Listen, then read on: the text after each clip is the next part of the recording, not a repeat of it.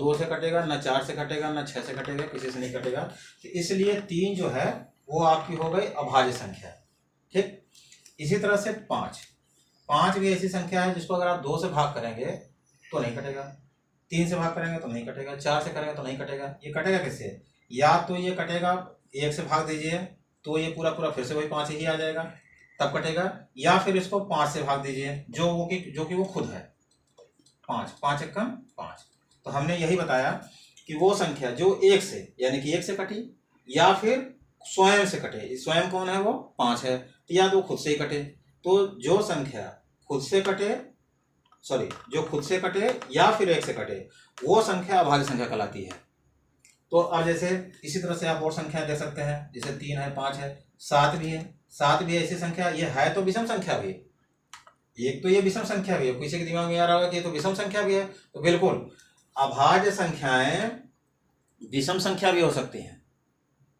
तो अभाज्य संख्या विषम संख्या भी हो सकती है और वो अभाज्य संख्या भी हो सकती है, लेकिन हर विषम संख्या जरूरी नहीं है कि वो अभाज्य संख्या हो।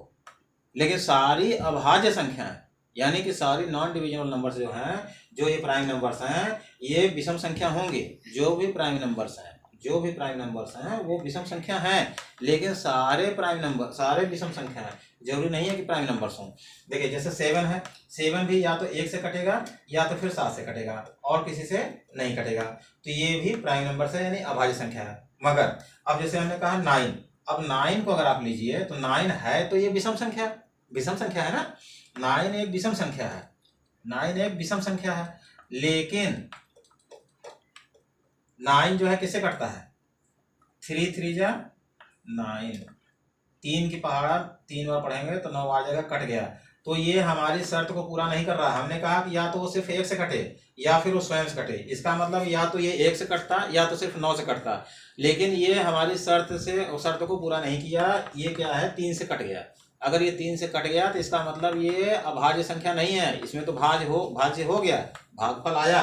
इसका मतलब ये जो है सिर्फ एक विषम संख्या है। 9 जो है एक विषम संख्या है, लेकिन 3, 5 और 7 ये अभाज्य संख्याएं भी हैं और विषम संख्या भी है।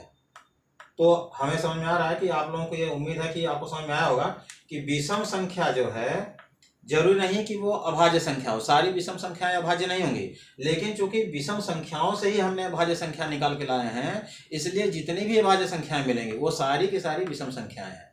धन्यवाद। अगली क्लास में हम आपसे फिर मिलते हैं।